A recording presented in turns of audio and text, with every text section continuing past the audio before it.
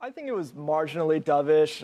Powell really went through a laundry list of all of the downside risks that the economy is facing right now.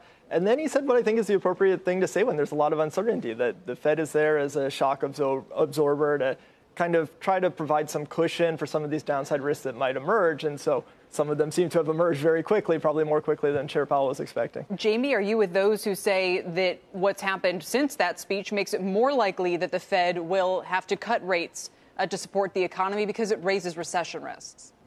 Well, Kelly, that we've reached the ugliest phase of this negotiation, or whatever you call it, right now.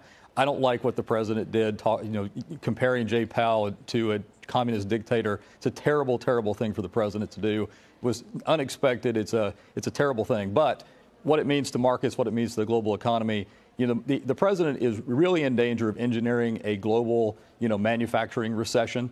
And if he keeps up with these particular policies, we're going to be there, and it's going to spill over to the U.S. consumer, and then we're going to have a really bad situation here to have to clean up. And it will lead the Fed, unfortunately, to have to cut rates, and they really don't want to. In fact, I think Jay Powell did a good job today of trying to set the record straight on the rate path, trying to say, the market's predicting 150 basis points of rate decreases over the next year. We don't think that's really needed, but, that's what the market thinks, and therefore that makes bad things happen, like the yield curve decline, things like or invert. So I think we're at a point where the president holds all the keys to this, and if he doesn't get off of this bad trade policy, it's going to be bad for the entire world, not just the rest of the world, China specifically. So you, Jamie, definitely think that a recession is possible triggered by this trade war. John, are you of the same opinion here about the risks that this carries?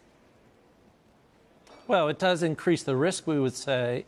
We would also say, Kelly, that Fed Chair Powell actually broadened the discussion today, we thought, in a very constructive way by, as Steve Leisman saying, bringing in the global economic uncertainty, bringing in the trade uncertainty, bringing in the muted inflation.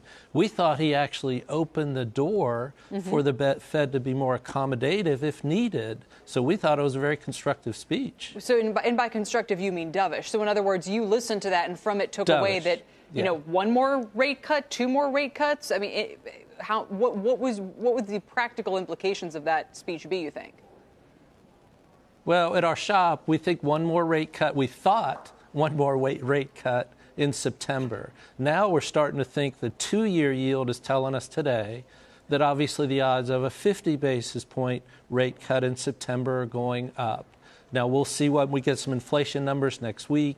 We'll see what the ECB does 6 days before the Fed in September.